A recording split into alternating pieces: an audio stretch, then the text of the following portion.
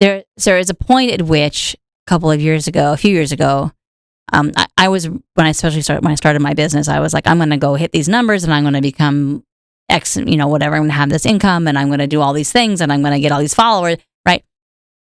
And I realized that it was so taxing on my adrenal system. Yep. I was like, oh, right. I remember what burnout feels like. This is what burnout feels like. And I was only a couple years in.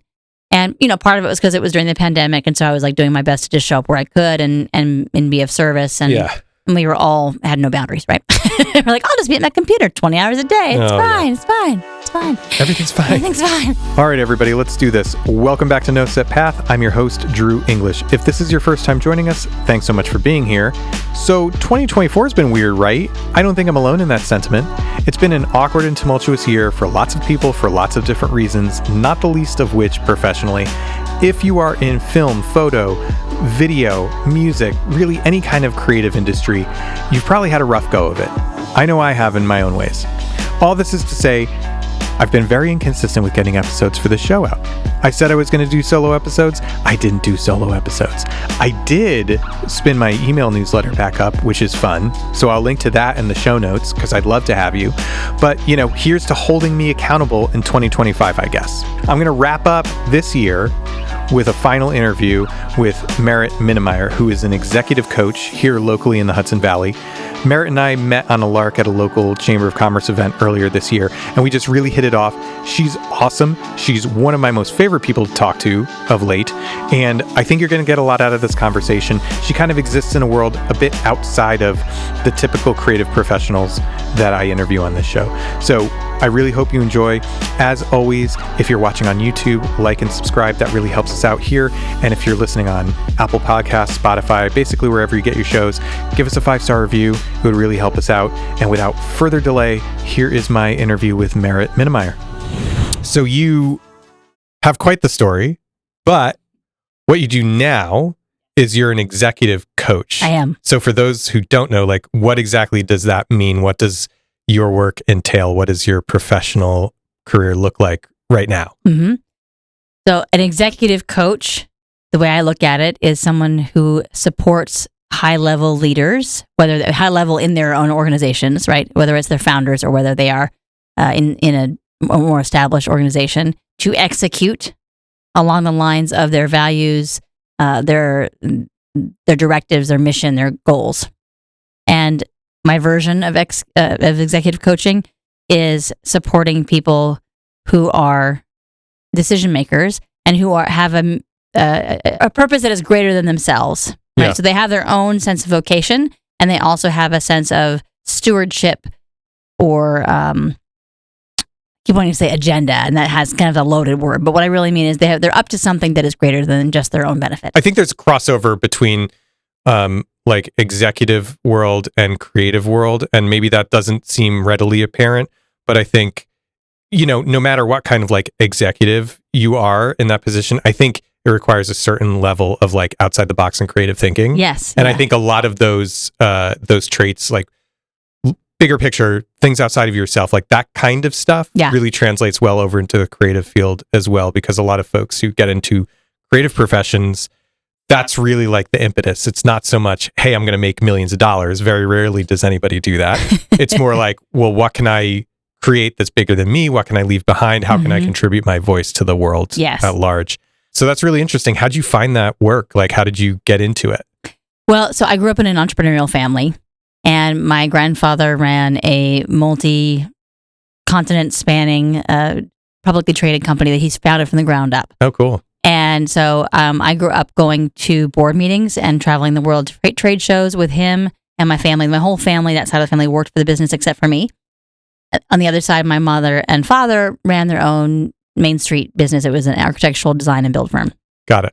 So I also, while I was traveling and going to these board meetings and running under the table while they were all, voting yay or nay, I also was at the breakfast table talking about, whose invoices were outstanding and what the job site was going to be today, and what are the projects that entailed. And I got to go to the job sites and play in this. I joke sometimes that other kids grew up in sandboxes and I grew up on a pile of sawdust. Yeah.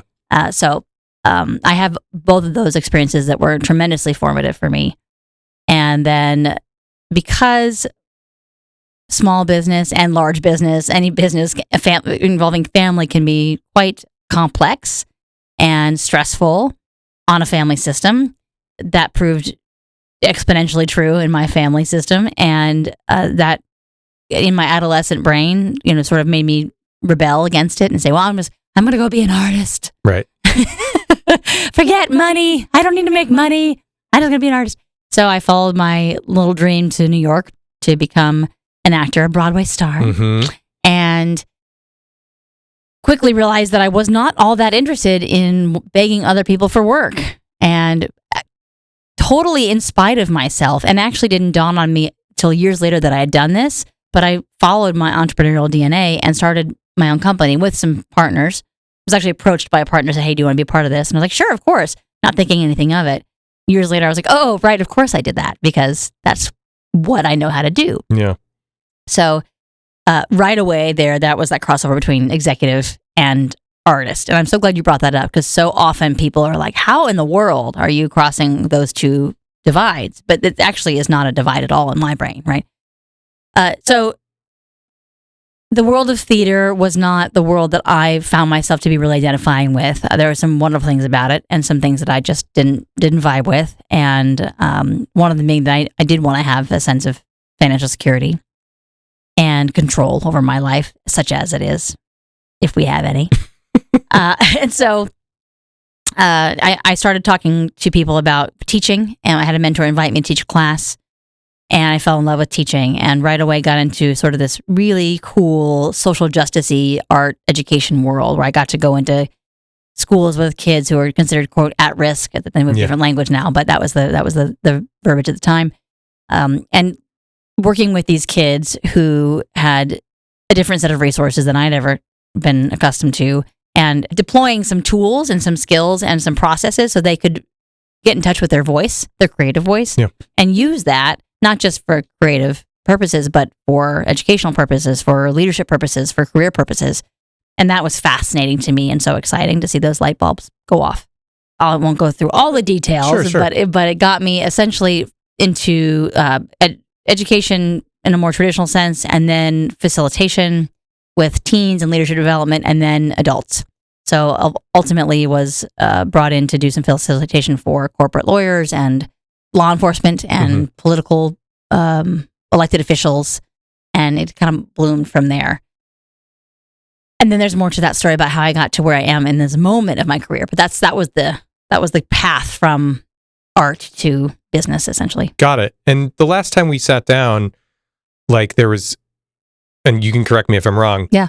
But I feel like there was a big break in the middle where you like literally you raised a family, and there was a lot of like family stuff that went on.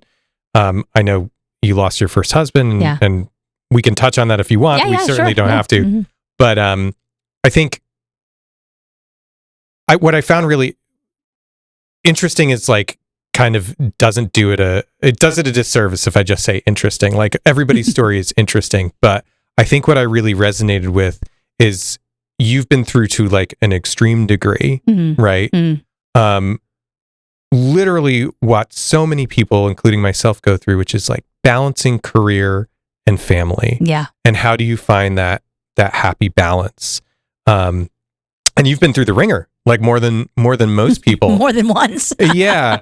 And so it's just, I think just to jump right into it, it's like, how do you approach from like running your own business? Like we'll touch on a few other things, but just overarching, like your whole life has basically been very entrepreneurial, running your own business for the most part, and raising a family with a lot of like really rocky ups and downs in the middle. Mm-hmm. And it's like, how do you approach that? Or do you have something like a toolkit that you like pull from to just like put yourself in the right frame of mind?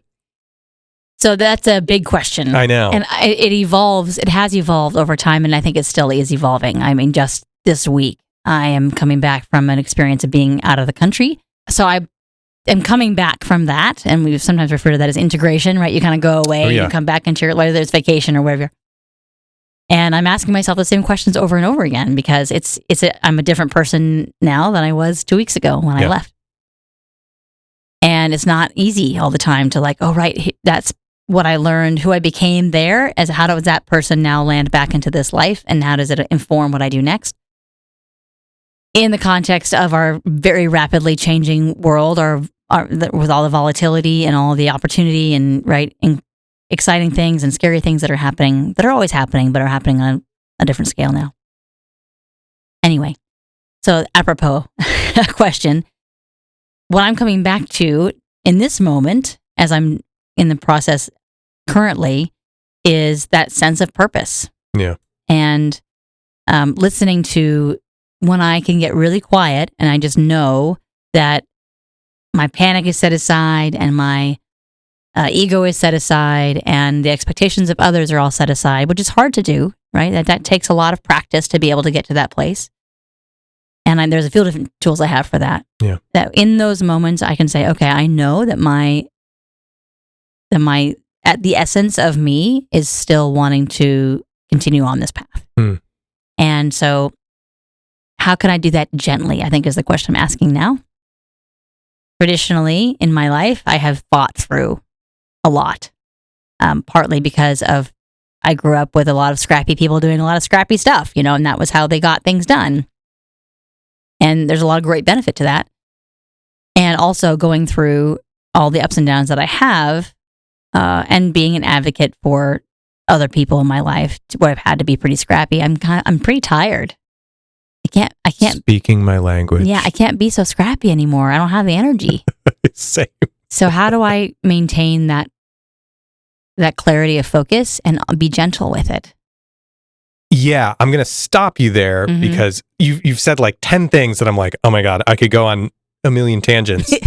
But like focus is something that's really interesting. And it's something that I struggle with a lot. Because whether it's, shiny object syndrome, where it's like, oh, I could do this, that, or the other thing, or it's just the like scope of life is so much more like intense and broad now than it was when I was in my 20s, and I'm just tired. Yeah. And I think a lot of that tiredness comes from like mental and emotional and how it translates physically. It's like all this manifests as like, oh, I just want to take a nap all the time. But it's not because I'm like physically tired. It's because mentally and emotionally I'm like wiped. Right. Well, which actually does, to use your word, translate into physical wipedness as well. Yeah. I mean, we have one system and we think of ourselves as like mind and body.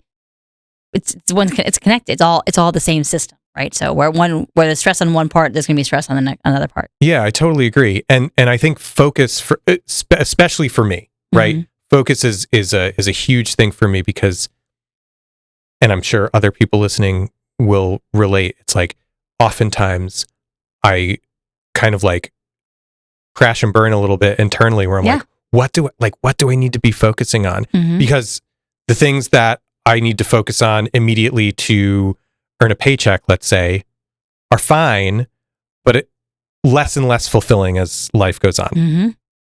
And, obviously family is a big focus for me, but that comes with its own challenges because when I focus on family, then it takes my time away from trying to bolster what I'm able to contribute monetarily to the household. So I think focus, just to like hone in on that a little bit, is like maybe something we should look at a little deeper, because I totally hear you on coming back from like a totally different environment. So a little story, 2018 or 2019, I feel like it's summer of 2019, I went on a wilderness quest.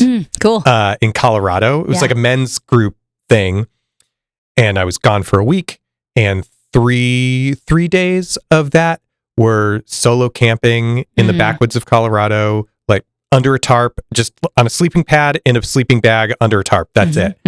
Completely disconnected from everything else. And going through that like reintegration, everything felt different. Not bad different. It just felt different coming back. And the more time goes on, like that kind of fades away, and then you kind of get back into your old routines. But there's always something from that experience that like I carry with me. Yeah. Right? Yes. And so, not to be too long-winded about it, but it's like when you go through change in your life, sometimes small, sometimes big, how do you refocus yourself and like take what you can from those past experiences and refocus into like the path forward for you? Like that's the big mystery for me. Right. Yeah. So I've been thinking a lot about that too. And the thing that I got from that I received from that experience last week was this profound sense of safety. Interesting. And that was something that I did not know that I was going to receive or that I was even seeking. I had no agenda around that. And yet that's what I experienced ultimately. Was I had a beautiful connection and great relationships and, learned some cool stuff and was in a beautiful place.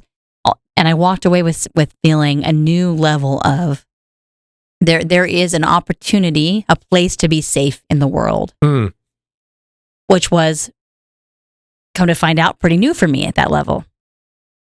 So that's what I bring back from that experience now. And I'm trying to work on, the point I'm trying to make is that that's the value that I'm trying to bring to my work now as I come back.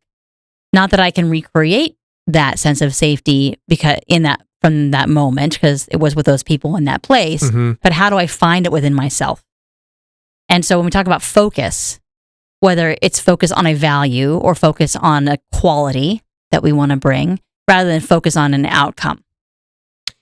Yep. Right. So it's so easy to get caught up in focusing on an outcome. I want to make this much money. I want to have these many likes. I want to have this many connections. And those things are in useful measures. They're not, but they're not, and I see the look on your face, like they're not satisfying. Totally.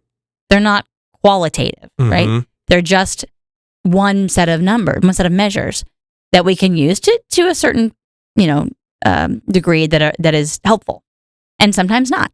Yeah. So how do I create that sense of safety for myself? Well, to me, that has to do with listening to my instincts, or my intuition, maybe rather than my instincts, because instincts can be a little bit different. Okay. Instincts can be patterned, right? Yeah. But listening to my intuition and saying, how can I create safety for myself? What feels like that sense of safety? What in my business practice, in my relationship building, in my how I reach out to somebody, how I hold space for somebody else. How can I bring that quality of safety into that? So that creates a sense of focus for me, and I offer that as an anchor, whatever that quality or value is. How do I express?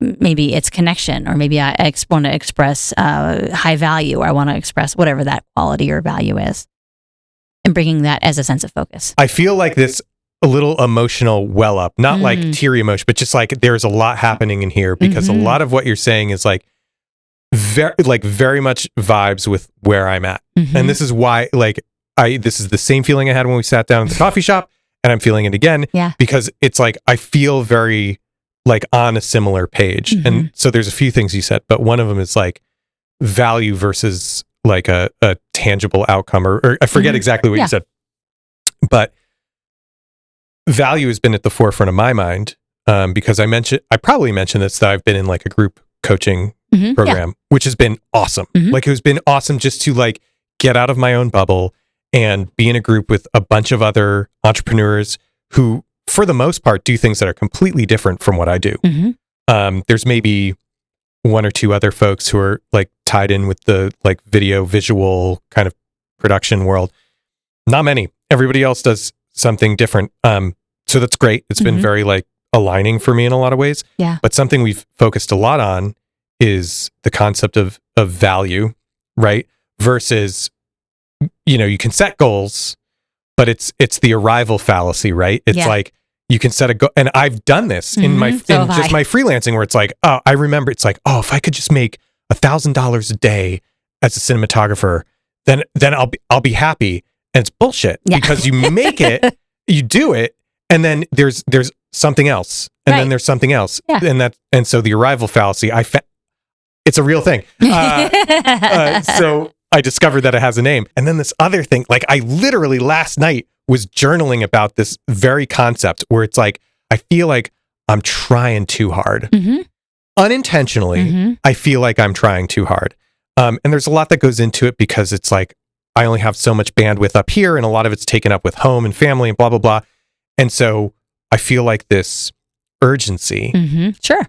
There's something else underlying all that. Yeah. And that's like, well, how do I value myself? Right? Because like I said earlier, a lot of what I do now professionally for work, going out and like shooting projects for people, and it's fine. Like there are much worse ways to make a living, but it, like the longer I'm in it, the less and less satisfying it becomes, because I feel like this shift and I want to do something more. And I've been trying too hard. So I came up with this concept that I got from another friend of like sitting on your hands. Right. And the idea, but it's true. It's like, if I just sit, like mentally sit on my hands and don't do anything and just like see how the cards fall around me, it's like, well, what opportunities come my way, or what am I really like interested in or passionate about? Trying to take it out of the context of professional success or outcome. Yeah. And then things get really interesting because I'm like, oh my God. I mean, I can identify a bunch of different things, but I don't know. It leaves me with a different set of problems, which is like, what do I focus on? Yeah. Right. But it's just really interesting. It's a very, very long-winded way of saying like, focusing on value has so much more potential to move the needle for anybody, especially people who fend for themselves, who run their own business and like kind of are in charge of their own destiny. But it's a tough nut to crack. It's well, it's for so many reasons. I mean, not the least of which you have a family and a little girl, and like, I mean, you've got these people that you're responsible to and for, and yourself. And we live in a culture that highly values the remuneration of contribution. Yeah. And all the gold stars about, oh, you've had a 6-figure or a 7-figure, right? All those things. Totally. And so what you're saying is really important, and it's very, very difficult to stop all of those behaviors and all of that like reactivity and response to all the different cues that we've learned our whole life. And again, I'm not an anti-capitalist, right? Like I buy into the system to a fair degree. And also I think that there's more to it than we often give ourselves credit for. Yeah. And more opportunity than we give ourselves credit for. And so as you're sitting on your hands, what's guiding you? That's a really great question. I was not prepared to answer questions. I think a lot of what we've already talked about in ways. I think what's guiding me is the fact that as much as some of it might be easier, like I know I've had a desk job in the past, like I can't go back to that.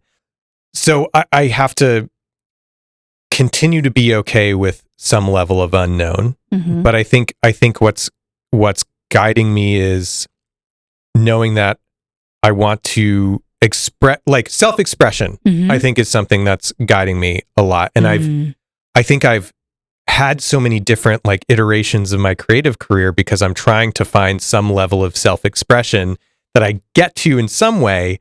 But then at some point there's a tipping point where it's like, okay, well, this is again, just a job. It's a cool job.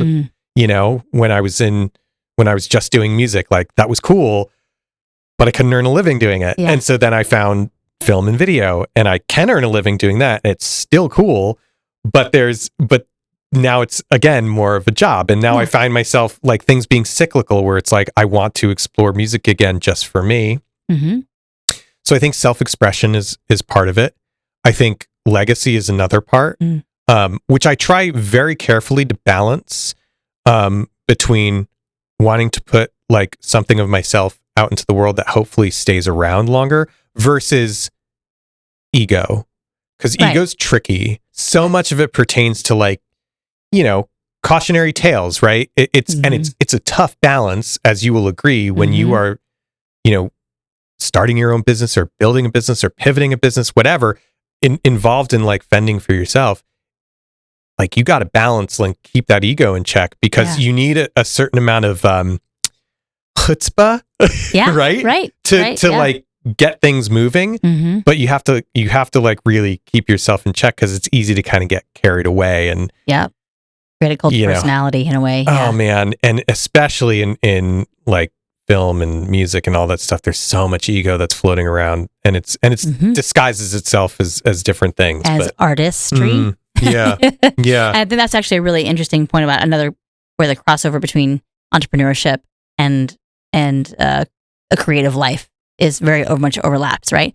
In the same way that an actor or a director or a dancer has to put, like, my headshot is my calling card, or my reel is my calling card, and it's me. It's just me. I'm the instrument. I'm the voice. I'm the face. I'm the expression. I'm the personality. That is my business. If I'm in that world, not so much. I think visual arts is a little bit different, but performing arts certainly, and music too. I would say to a degree, I mean, depending on what avenue you take there.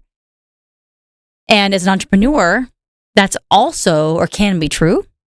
And how does one stay right sized? Yeah. Right? Yeah. About that. It is a very tricky thing. I love the definition of ego as the place in our psyche, in our system, where our soul interprets the world. Interesting. Okay. It's sort of like this nexus of like being on the earth and having your highest self available. And it's like that is the meeting point of that. And so which to me explains, or it is an interesting explanation of why it's so confusing. Like the ego is such a confusing place. It's like it's a little kid. It's a big dreamer. It's a scared little, right? It's like all the things. And how does it make sense of all the input that we have on every moment? Yeah. I mean, ego is really interesting because as an entrepreneur or someone who's out there on your own, it kind of is like a survival mechanism. It has to be. To a point. Yeah. But it's like, where do you shut the door on it when it becomes a negative? Yeah. It's very fascinating. I mean, I could go on and on and on about all this. But yeah, it's so like all this is so fascinating. And I find myself with, taking all this stuff into consideration that we've already talked about, in a place lately where I'm like, things are forced in front of my face, or I'm presented with certain situations and I have to try and figure those out. So really great example is I'm bad at not having anything to do, or instead of not anything to do, I'm bad at, how do I want to say it? Sitting still? I'm bad at sitting still, or if things are kind of like stagnating for a little while, or like status quo, like if there's no forward momentum towards a goal, I feel like I'm a failure, even though I know I'm not a failure. It's like my initial reaction is like, dude, what are you doing with your life? And simultaneously, and maybe he'll watch this, a buddy of mine who I've known since my Boston days, just luck of the draw, through relationships, he's been the touring drummer for this guy, Noah Khan, who this year blew up. And they just played 2 sold-out nights at Madison Square Garden and 2 sold-out nights at Fenway Park. The Fenway shows were 37,000 people big. Wow.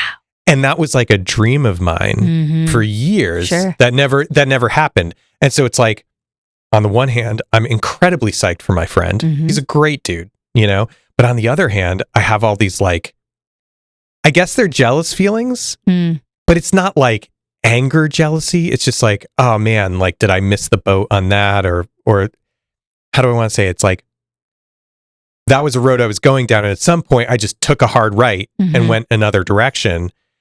And so all of those feelings are kind of coinciding with like shifts in business and work and things like that for me.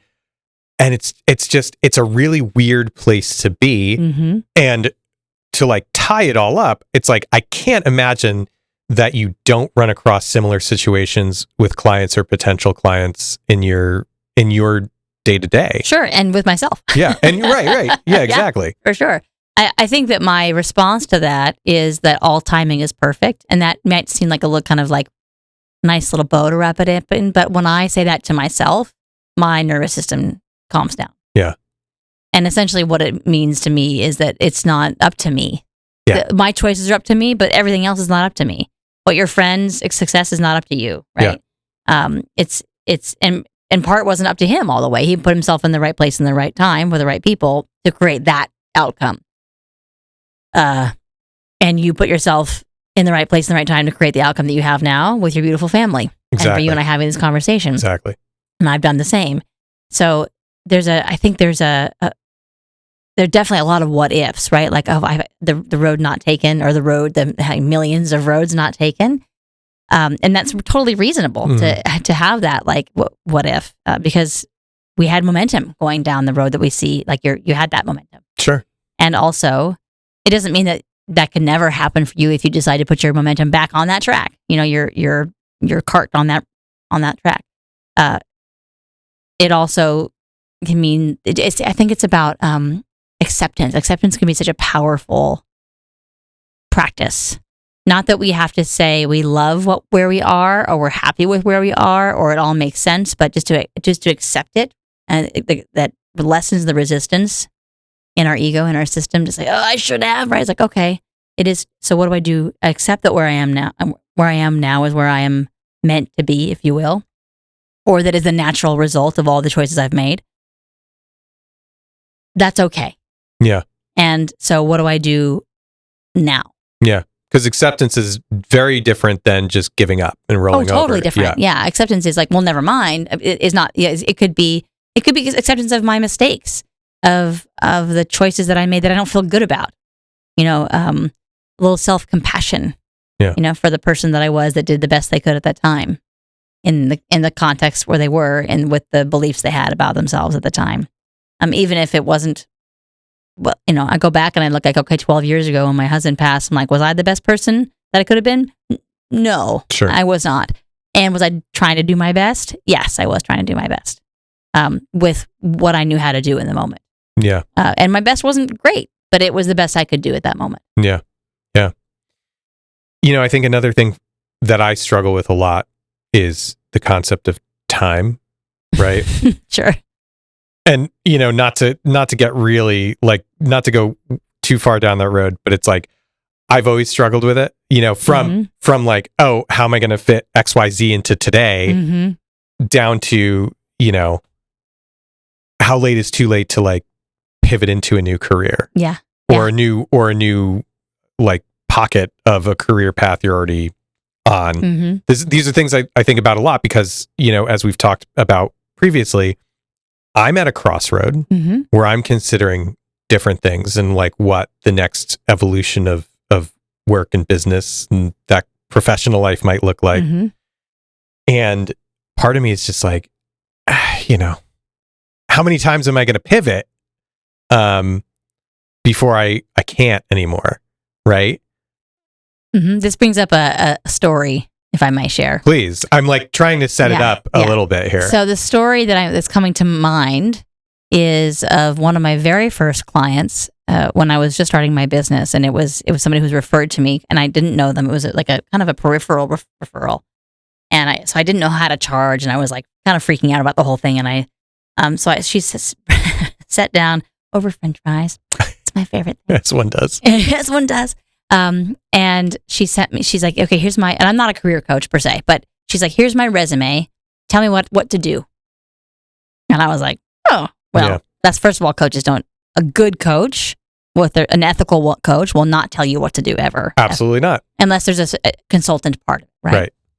That's what a consultant does. Okay. Anyway, so I was like, I can't tell you what to do, but let me take a look and see what I can sort of intuit from your if I can read your resume. So, and what I saw was that here's a person who presented to me as very bright, very capable, highly creative, intuitive, kind, into a lot of different things, who had changed jobs every 2 years and pretty much making lateral moves every single time in a fairly low position, meaning that they weren't high level leadership or anything. She was just kind of going from desk to desk to desk to desk, to org to org to org to org. Got it. And not getting herself paid very much. So I said, so the pattern I'm seeing is this. So what are you seeking? What are you really after? So, well, I need a new job. I said, I don't think that's true. don't think you just want a new job. I think something else is going on here. And she's like, well, I'm just not sure because this is happening in my personal life and this is happening over here. And I said, okay, so if you could create a whole new life for yourself, let's just like clean slate, totally like no money's no object, magic wand. Yeah. And she said, well, what I really want to do is move overseas. And I've always wanted to be one of those people that teaches English in a country like overseas. And I have a passion for Japan and I have a passion for Tanzania.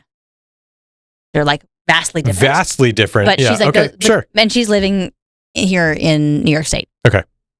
So vastly different from those places. For sure. And there were some definite obstacles in the way of her being able to accomplish that goal. I mean, she was in her midlife. She had responsibilities. She had ties. And this sounds very familiar. Yes. Yeah. And so it was not an easy, okay, I'll just go. I'm like, 22. I'm like, oh, I'll just hop on a plane and go.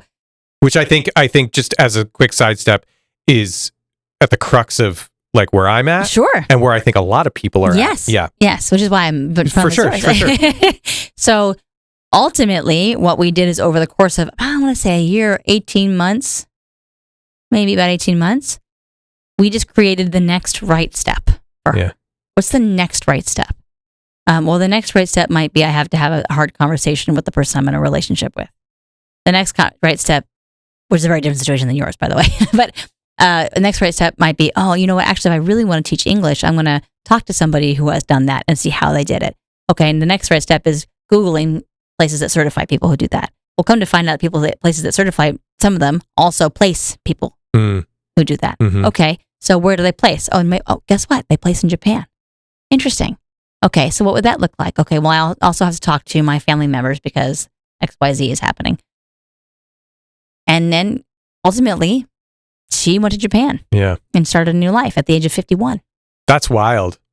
Yeah. See, hearing stuff like that, then it feels like a little bit of a breath of fresh air. Yeah. Because I'm in my early 40s. Mm-hmm. It's like, oh, wow. Okay. It's so funny how like baby steps are conceptually very easy, but so hard to like get started on. Especially in stride with the rest of your life. Yeah. Right. And so when you're talking earlier about, tools, I was thinking zooming in and zooming out, right? So zooming out is what we did first with her, right? We said, just paint me a picture of like the dream, right? And no holds barred. And that's the zooming out thing. It's like if you could have anything in no space or time, right? Like all limited resources, you could fly to the next solar system or whatever you want to do. And that's just to get the brain to move out of its certain construct of where I am now. I can't because. Right? Yeah. So it just opens up okay, well, if there are no obstacles, then what would that be like? It's not necessarily, now I think her situation is specifically interesting because she went after the thing that came up. And not everybody does that right away. Right. Some people might come up with something and they'll ultimately land on something that was adjacent or it was in the realm of, or something was slightly different, but because they had the process of zooming out and getting creative, it allowed them to be open to new possibilities they weren't able to see. Right. Just by the virtue of going through that process. And then zooming in is, okay, so I have this like crazy, big, lofty goal. What is the first step on the ladder between here and there? Yep. I don't have to climb the whole ladder. I just have to go here. Yep. And that's really, really hard to do. Super hard. Because once you get that thing identified, you're like, oh, I want to go after that thing. Yep. Right? I want to be the drummer in that band that plays Fenway. Yeah. But you know that you don't start from today and get there, right? Yeah. So, and then step by step, checking in with yourself at every step. Does this feel right? Mm-hmm. And not just like, it doesn't make me feel happy or does it make me feel sad or does it make me feel frustrated, but like in that quiet space that I was referencing earlier. You said earlier, you mentioned like when we were talking, like I have this emotional swell that's coming up, right? It's like that's information. Yeah. And what is it telling you? Yep. Oh, I want to lean in. I want to move forward towards that. That feels good to me. Yeah. And then balancing that against, does that feel good because my ego wants it like it? Like wants to like, oh, I'm awesome. Or is it like, no, this is something that really feels like deep in my soul. This is right. Yep. Yeah. I totally identify with that. Yeah. And sometimes that can be beautiful and wonderful. And sometimes it can be really hard because you have to have some hard conversations. Yeah. I've had them too. Yeah. Recently. Yeah. Oh man. There's a lot there. Mm-hmm. And I don't want this to be a 4-hour podcast episode. But there's a lot there. Yeah. And I think specifically like what you're talking about, essentially like gut checking yourself, Mm-hmm. looks different at different times of life. It does. Because myself as an example, pre-fatherhood, Mm-hmm. right? Finding things that I was good at that like felt good, that was like, oh yeah, this is a good direction. I think felt good and was a good direction because there was some ego attached to it. Sure. But now... And that's natural too for the age and stage that you were, right? Yeah. For sure. Yeah. But now the gut check is not so much ego. Mm-hmm. And it's more like, well, what feels good and what feels correct based on the life I want to build for myself and for my family, which is a totally different, very, very different paradigm. Mm-hmm. I was going down the road in the film world of like trying to work on the biggest, best projects I possibly could. And the lifestyle that's required of that, except for a select few people, of which I know a couple, is not very idyllic. Mm-hmm. It's hard. Mm-hmm. It's really hard. Relationships suffer. Mm-hmm. People miss their kids growing up. Yep. That is not something that is appealing to me. Mm-hmm. So, it's so funny when we met for coffee, you gave me a little impromptu coaching session, and all I did was help myself. I know all I did was buy you a coffee, but and you said something that's really stuck with me, and it's like you said I have to do this, and we're gonna work, and we're gonna get to that in a second. Yes. When we were chatting, you're like, well, what is your ideal scenario look like, or where do you think you want to go, right? And I found myself at that moment saying things that I never, like 10 years ago, never would have thought. Yeah. I was like, okay, well, what's important to me? It's like being as flexible as I can be with my time, and effectively making the most amount of money for the least amount of like physical work possible, all things like that. And I was like, I floated some ideal numbers, like, oh, how much would business want to be making a year, and all this other stuff, and it's just so fascinating to me how that changes over time, and how you have to constantly gut check yourself. And I'm still like, there's still a big part of me, because I said earlier, I'm trying too hard. I feel like sometimes I'm trying to force like an outcome. It's like, okay, great. Well, I have these goals. I want to be able to work from just a laptop if I want to, because my whole life has just been carting car full of gear everywhere, Yeah. But what does that really look like? And it's ever evolving. It's like this ever evolving thing. Yeah, totally. So I wanted to grab onto what you said about something that keyed in about this idea of being gentle with ourselves, right? Like, like how do we? There is a point at which a few years ago, I was when I started my business, I was like, I'm going to go hit these numbers, and I'm going to become X, whatever. I'm going to have this income, and I'm going to do all these things, and I'm going to get all these followers, right? And I realized that it was so taxing on my adrenal system. Yep. I was like, oh, right. I remember what burnout feels like. This is what burnout feels like. And I was only a couple years in. And, part of it was because it was during the pandemic. And so I was like doing my best to just show up where I could and be of service. And we were all had no boundaries, right? We're like, I'll just be at my computer 20 hours a day. It's fine. Everything's fine. And, never mind that my kids are like failing school on their laptop, right? But, but we're still dealing with the repercussions of that. But this idea of being gentle on oneself while pursuing those goals, it's not that the arrival fallacy. A part of that story is that that there is a number at which I'll be happy, right? There is a certain point at which it's different for everybody. So of course we know that's not true because it's not only is there more opportunity to ask for more or reach for more, but the striving is kind of the fun of it if we let it be. Mm-hmm. So what if we were to strive for more gentleness? What if we were striving for more peace, for more connection, for more time with my family? What if it wasn't about striving for numbers or striving for some sort of accomplishment? And so being hard on yourself about that is antithetical kind of to what you're striving for, right? And I mean just you, but yeah, it's the concept of like, if similar to the arrival fallacy, right? But it's almost like, well, I need to put in all the.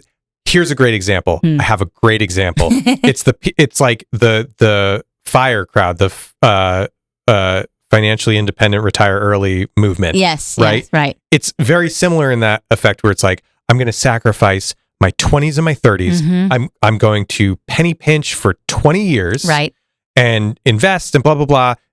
And sure, there's positives to that. I'm not like knocking it, but like as a concept, it's that. It's like, I'm going to sacrifice all of this up front so that I can relax essentially later. Or even easier, it's like basically the whole economic system of our country and the world since like the 1950s, basically, which is like, exactly how I was raised was go to school, get a degree, get a job that pays you regularly, and you have health insurance, and everything's great. And then you can retire when you're 65 and not have enough energy to actually enjoy your life. Or be sick, right? Exactly. Yeah. Exactly. So it's kind of that same concept. It's like, where do you find the balance? And balance is so hard because it's like we, you and I, everybody want to enjoy their life and want to get the most out of it. But it's like, I feel like there's just that nagging structure where it's like you have to keep pushing harder and harder to get to this like esoteric place that may or may not exist. So this is where I think consciousness, the practice of consciousness comes into play. And this is what I love talking about more than anything, because this is an evolving practice for me too. And I didn't realize what it meant to have a conscious life. I even kind of like sort of refute it, if that's the right word. I was like, I whatever, I don't want to hear about that. Yeah. And in fact, what consciousness is just having the awareness of choice. And conscious leadership then is about leadership being influence, not a role or a title or a job, but actually having the leadership is I'm aware of the impact I'm having in my own life on myself and others around me. And I'm using that consciously to the effect that I want to create whatever quality or value it is in my life. So, and for the people around me. So if I'm consciously leading my life in a way that is through inquiry and through measuring it against or with the ballast of my value set, then it is there's never an arrival. Yeah. It's always a becoming. And then we can be, I think that there's some gentleness in that. They're like, is this what I want right now? Is this what I want today? Is this what I want a week from now? Not to say we don't plan, because I think planning is awesome, right? And having and having an idea of what we want to be in the future, and like I said, painting that picture with that client that day. And I've got lots of stories about that, but that's one is particularly, I think, interesting. But to be able to say, okay, so if I envision myself in Japan in a year and a half or whatever it is, I had another client who did the same thing. She envisioned herself as an interior designer for their own firm.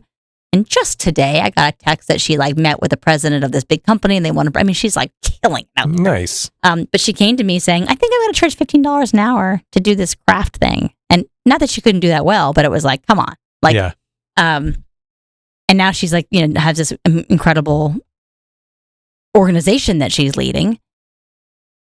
But all of the while, we kept asking the same questions in both cases. Does this feel right to me right now? Is this leading me into that place?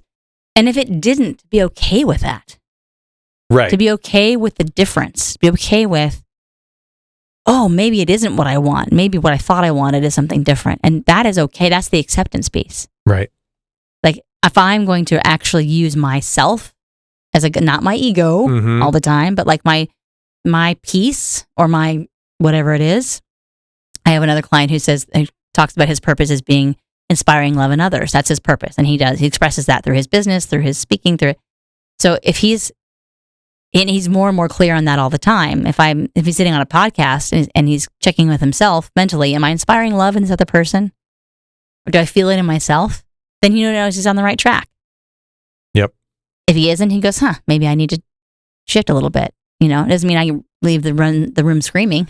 It just means, oh, okay, maybe I need to shift topics or shift focus, or it's this gentle guidance. Yeah. Rather than, I'm doing it wrong. I'm so wrong. It sucks. What's wrong with me? You said something interesting. You said it's not arriving, it's becoming. Mm-hmm. And that's totally, that's what it is. Or being rather than doing. Being rather than doing. Yeah. That's totally what it is. It's the same idea as like there is no destination. Mm-hmm. It's just the journey. Yeah. And trying to get more comfortable with that and trying to be okay with your own evolutions, Mm-hmm. Because again, just for my own part, like if I didn't figure out some way of like being okay with my evolutions, then I never would have like dug myself out of my depressed hole in my parents' basement when I like left Boston and couldn't make music work and like all this stuff. So, that definitely exists in all of us. It's just like getting more comfortable with that as like a concept. Yeah. And I think too, that brings up a great point. So we were talking about my experience earlier and yours bringing yourself out of the quite literally a basement. Mm-hmm. That when we have those formative moments, we have a choice to use those moments as, okay, this is what I don't want ever again, or don't want to cultivate ever again. Sometimes things happen and, we can't, but we don't have control over things that happen around us, or do we know the weather, other people, right? So I always say you don't have control over the weather, you don't have control over the other people, but you have control about how you respond and how you approach it. Another great version of this is my friend Maria, whose son, when he was, I think, 15 or 16, was hit by a drunk driver and lost his leg. And he was in the crosswalk, like he was doing everything right. He was on his way home. And this kid was like a super athlete and superstar student and like almost killed him. And they all had a choice, right? To let that be the demise of their family. Or they had a choice to say, hey, you know what? We're going to accept this as not ideal, right? It sucks. You have to mourn that. And then what can we learn? What can we do from this? So I had a similar experience where when the fit hit the fan in my life, I certainly fell apart for a while. And then I started asking questions based on actually a message that my late husband left for me about choosing. And I had to start asking myself what it is to choose, what it is to be conscious of my journey, the path, right? We can definitely engineer an outcome if we want to. Sure. We definitely can. It may not be exactly what we think we want, but we can say, I want that thing, and then go get that thing. Sure. Is that knowing that the arrival at that destination is inevitably going to be different than we expect or want? It might be better, it might be worse, but it's going to be different. Is that how we want to live our life? By engineering everything? I actually think that religion has a lot to do with that, right? Mm-hmm. It's like that's sort of like, if I do X, then Y will happen, right? And the truth is, we don't really know. Sure. So we don't know any of it, but we do know that if we continue to show up the way we choose and learn from that and keep asking that question, is this how I want to be right now? Is this who I want to be right now? Does it feel in line with who I truly am at my core? Then that won't steer us wrong very long, And I think those formative experiences give us a really acute sense of that. Yeah. Whereas other people who maybe don't have a lot of struggle or have a lot of strife in their life, they don't have that gift of that ballast. Yeah. That's really inspiring stuff. Yeah. Yeah. Wow. Makes me feel a lot better, actually. Well, and I work with a lot of people in my life who are in the recovery, in the rooms, as they say. Sure. And I often ask that question, like, what was the moment that you said enough is enough? Yeah. And it's different for everybody. 100%. But almost everybody will say, well, there was a moment and it was my rock bottom, or it was the moment I realized I was going to lose this, or it was the moment I realized that I wasn't the person I wanted to be. Yep. And it's more extreme, for or less depending on who it is. And some people even have judgment about that. They're like, well, I don't understand how that person could not get to all the way to rock bottom when I had to go there, right? But everybody's different. But what's consistent among people who are successful in recovery, and there's an important distinction there, people who are in my experience, successful in recovery is the people who said, oh, I don't want that anymore. Right. I am clear. Right. That is the moment at which I go, no more. I want something different. I don't know what the different is, but I know it's not that. Yep. And then they start making, right, step by step, as you will, through how to find something different. Yeah. But there's a decision there that's made. Totally. I can tell. You are like so engaged with this right now. Like I can tell this is like, kind of at the core of what you told me. Where it's like, as a coach, right? Yeah. As professionally, yeah. Like you have to do this stuff because you speak very passionately from here about all this stuff. And I think it's a really good segue to like start to tie things together and wrap things up, where it's like, you had this entrepreneurial life, essentially your whole life, like you were exposed to it young. You have your own business now. There's definitely been skips and hiccups along the way. Yeah. I did have a few jobs. They didn't generally work out well. Sure. Much like you, it's hard for me.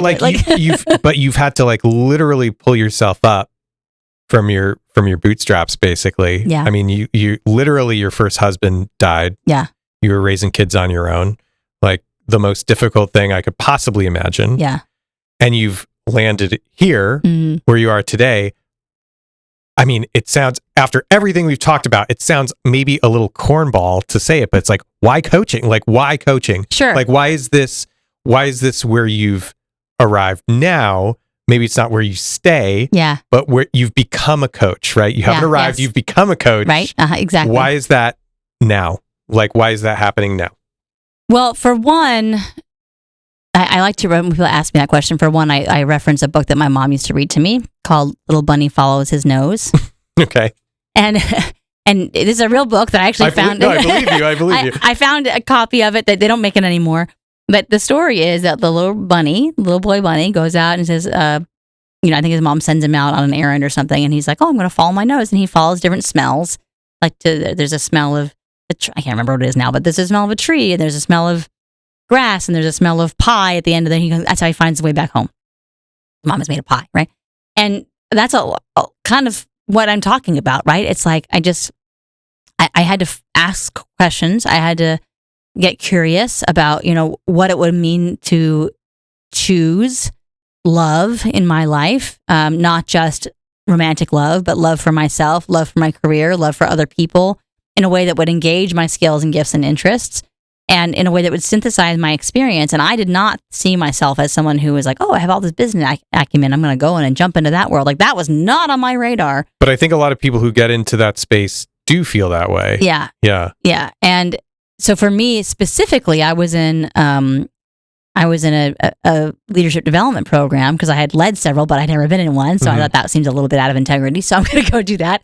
And there was a woman who came to speak to that group, and she was is a PhD out of Yale, and also executive coach. And I was like, what is this? I'd never even heard of it. And I was like, what is this coaching thing you do? She's like, interesting. Come talk to me. So so we had a conversation, and she said, here are the ways in which you can pursue it. And I had all the questions that everybody has, which is like, well, I've never run my own business. And, which is actually not true, but I didn't give myself the credit because I hadn't put it through that frame. Yeah. Your concept of what a business was not an arts organization. Right. Yeah. Or a nonprofit. But in reality, of course, that's all right. So, or having this experience growing up. Right. And I'm not a leader, which of course is also not true now that I understand all the different pieces of my life. Or I don't know how executives think, as I grew up in a family of executives, right? So, and actually was one, but did not think of myself that way, because it was through an arts organization. Well, self-perception is always different. It's huge, right? Yeah. So, but I was completely out of I would never have put that frame on it at all. And I asked, well, I don't know how to coach. She goes, we don't have to know how to coach. You can go learn how to do that. And I was like, oh, cool. So because I'm a high performer, I Googled, what is the Harvard of coaching schools? I'm such a nerd. Welcome to the club. Love good nerd talk. And so I came up with a couple of options at the time. There are actually more now, which is interesting. It's only been a few years, but and I found the one that fit right for me and felt right for me, and just again followed my nose and walked into that room that first day of training, and I was like, oh my gosh, I'm home. That's awesome. I found my people, and I had no idea that there were these people that talked this way and thought this way and approached life this way. And so, yeah, that was a profound moment for sure. So why coaching? That's why. And it's a way to express all the things that I love to do and that I'm good at, including I do a lot of speaking too, and having conversations like this, which I love. Yeah. And so I get to kind of employ those performing skills in a way that feels in my integrity and good to me. And I get to meet fabulous people. And I think that I want to make sure that I say this too, because there has been, especially recently, a lot of lifting up some of the rocks and letting out the dark underbelly of the coaching industry. There's going to be a dark underbelly of any industry. Sure. And so that has been pretty heartbreaking to witness. And one of the things that I was so focused on early on was, people are like, oh, you don't need it because it's very unregulated right now. I suspect that's going to change soon, given all the things that have been happening lately. But, people are like, you don't need to have a certification to coach. You can just put a shingle out and go do it. And I thought, to me, it is imperative to abide by a code of ethics, sure, to be in line with best practices, to be up on the latest data. And so while there are lots of coaches who are in their integrity and do good things who are not certified, to me, that was really like the pinnacle of, it's not just about having an accomplishment or a badge. It's about, I've studied for thousands of hours and I've put in thousands of hours of coaching to accomplish this thing so that I can be in my integrity and I can sit across from you and say, I know how to do this. Not that I'm an expert at it or I'm the best at it, but I know how to do it well. Yeah, but you're owning that too. Yeah. And I don't trust anybody who says, oh, anybody who can sit in front of me and say, I'm an expert at this and I have no ounce of self-doubt, like there's nothing I could possibly do wrong. Run. Yeah. Because it's not how it works. Yeah, it's not how it works. That's not how it works. Yeah. The guide should be flawed, just as you said, this is going back. I'm going to misquote you. Fine. But effectively it was like, the mark of a true leader isn't to like dictate and tell this is what you do. It's basically like to facilitate, and I always think about this, in my experience, to like kind of tie it back to my experience in filmmaking. It's like, I think people who are good directors of films, it's the same thing. It's the concept is like, I've had a chance to direct a little bit, right? Not a ton, just a little, but like the way I like to do it is best idea wins, essentially. Yeah. It's like the whole job to me is, you're not like a puppet master. You're not like making people do specific things. You're a facilitator. You're literally just a facilitator. Yeah. You're like the barometer against which all these ideas, all this collaboration happens. But I feel like that is true in like the coaching space. Yeah. And as someone who's like in a group coaching program now, that is very much the vibe. And why I like it so much is because there is no like, this is how you do it, or this is the way it should be. It's that everybody is flawed in their own way, but through the flaws come really beautiful, like new experiences and new realizations and things like that. And you're the expert in your life, not me. Exactly. Yeah. Exactly. And you're the expert in your business, not me. Correct. I have some experience and I might offer a story or an insight or reflect something back at you that I hear, but I'm not going to. I tell you what to do and then it goes great, that's great. Then I can take credit for that, right? But if it doesn't go great, then I also need to take credit for that. Sure. Yeah. Yeah. Super interesting. And I don't want to take credit for any of it. Yeah. What's next for you? It's a good question. Yeah. Okay. Creating safety. That's probably it's my vulnerable moment right now. Yeah. So I'm leaning more heavily into speaking. Okay. And I'm finding more and more that how much I love doing that, and how I really I love to tell stories, and I love to connect with people through stories, and that goes way back to being a little kid on a stage. And well, human culture is built on storytelling, so absolutely. It works Around the campfire, which is what I did last week. And it's such a powerful and lovely way to build relationship. It's it's gentle. So going back to this idea of gentleness. Because it's more like osmosis than, and art, you glean your own meaning from it. Like I can offer it to you, but I'm not telling you. Open to interpretation. Yeah, exactly. Yeah. So I love that. I also love coaching, and I'm really still big into the one-on-one right now. I am considering, I've run many, many groups in the past for myself and for other organizations. I'm actually running a few right now for another organization, which I love to do. I'm considering starting my own again, because I'm noticing that there are many people who are emerging leaders and entrepreneurs who are not quite hitting their stride yet. They are hungry for community, and they're hungry for safety. Actually, they're hungry for safety. Yeah. Like, how do I be myself? And also asking the same questions you are. How do I be myself? How do I honor myself? And also lean into needing to take care of my responsibilities and grow my world, right? In a way that feels aligned and gentle on myself, Yeah. So I'm considering that as well. Stay tuned. Yeah. And I could go on and on, but I think it's a good place to wrap up. So I will obviously say this in the intro, but what is the name of your business, and where can people find you if they want to learn more? The name of my business is Master of One Coaching, ONE. And the website is masterofonecoaching.com. And you can find, I offer a free impact session, which is a legit 30-minute coaching session. It's absolutely complimentary.